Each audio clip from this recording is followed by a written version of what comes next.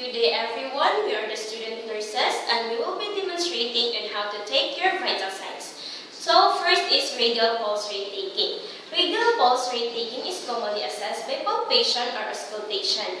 The objective for this is to determine the heartbeat occurring per minute and to determine the adequacy of peripheral circulation. The equipments to be used are the stethoscope, pen, monitoring sheet, and your second is explain the procedure to the patient and provide privacy. Providing information can gain cooperation. Good morning, ma'am. I'm Monzolin, your student nurse for today. Next is wash your hands to prevent transmission of microorganisms. Inquire the patient's exercise and observe patient's emotional state to know whether the patient's pulse rate is in normal range. Hi ma'am, do you have some exercise before coming here? No. So next is position your patient either in supine or sitting position. If sitting position, bend her elbow 90 degrees and support her lower arm with a chair or a table. This is to promote exposure of artery to palpation without restriction. Next is locate the radial pulse rate with your first 3 fingers. Fingertips are most sensitive part of the hand to palpation of arterial pulsation. So next is obliterate your pulse with your first 3 fingers. Too much pressure occludes pulse and impairs blood flow. When the pulse can be felt regularly, start counting the rate from 0, then 1, and so on. Counting from 1 begins palpated after timing begins. Count the rate in 1 full minute to have accurate rhythm and volume and record reportable characteristic correctly. Strength reflects volume of blood ejected against the arterial wall in each contraction. Next is record the patient's pulse rate in the patient's chart and report abnormalities. To provide baseline treatment, and that's how you take your pulse rate. So respiratory rate taking. So what is respiratory rate taking, by the way? It is the monitoring the involuntary process of inspiration and expiration in a patient. So our objective is to determine the number of respiration occurring in a 1 minute and to determine the rhythm and depth of respiration. So the equipment to be used is your second-hand watch, a ball pen, and your patient monitoring. First is explain the procedure to your patient and provide privacy. So explaining the procedure will gain more cooperation to your patient. So, good morning ma'am, I am your student nurse for today and I will be taking your vital signs. Then, wash your hands. Washing your hands would prevent the transmission of microorganisms to your patient. So next is inquire about previous activity. So the patient who has been exercising will need to rest for a few minutes.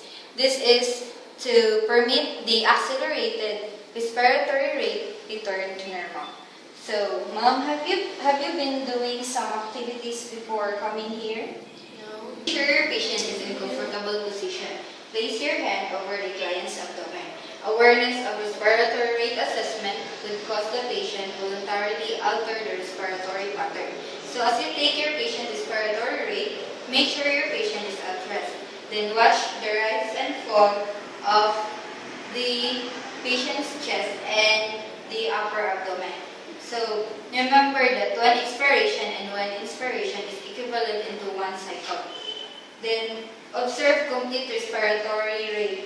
Then, using your second-hand watch, count the number of respiratory cycle in a 1 full minute. So this would ensure accurate documentation or reading to your patient. And that's how you take your respiratory rate. Blood pressure taking. Blood pressure is the force against the arterial walls. So we have systolic pressure and diastolic pressure. When we say systolic pressure, it is the highest point of pressure. It is when the ventricle contract and push blood in the arteries and that's why it is called systolic pressure. When we say the systolic pressure, it is the low pressure in the arteries. So the reason why we perform blood pressure taking, it is to know the systolic and diastolic pressure of the patient and to evaluate the current status of the blood volume of the patient. So the equipment we need to be used, we have the stethoscope, the manometer, the cuff, which is appropriate for the size of the patient, ball pen, the patient monitoring, and if indicated, we are going to use personal protective equipment such as gloves to protect us from any contamination. Ensure that the equipment are intact. It is to save time from coming back and forth to the patient room, and check the manometer for any leakage and laboratory of it to ensure that the reading is accurate. And you are going to explain the procedure to the patient. This is to foster client's cooperation and provide the procedure that being done to the patient. Good morning, ma'am. I am your student nurse, Mrs. Gaje. I am here to take the blood pressure.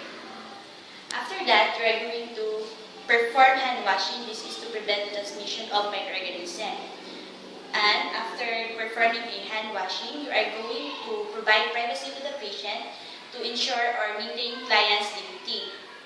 After providing privacy, you are going to ask the patient if she or he has been doing an exercise before coming to the hospital, because this may cause elevated reading of the blood pressure. So, ma'am, have you been doing an exercise before going here in the hospital?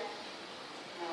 So, if the patient is in supine or seated position, you are going to let the patient rest for 3 minutes. And if the patient is in standing position, let the patient rest for 2 minutes. This is to prevent elevated reading of the blood pressure. Position the manometer and ensure that it can be seen at the eye level. Instruct the patient to stop talking, eating, and making any other unnecessary movement during the blood pressure taking. Then, feel the radial pulse or locate the radial pulse. Inflate the cuff until the radial pulse can no longer be felt.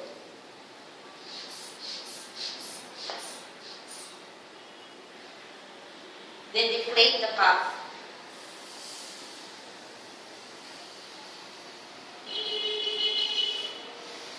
And let the patient relax for 30 to 15 seconds. We are going to deflate the cuff rapidly. And for further verifying the blood pressure of the patient, we are going to wait 1 to 2 minutes after taking again the blood pressure of the patient. Remove the cuff.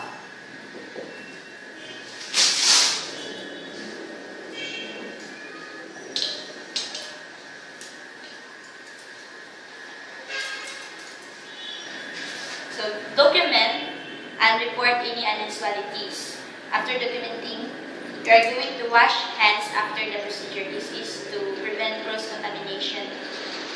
And that ends our demonstration. We hope that this video helped you with how to properly take your vital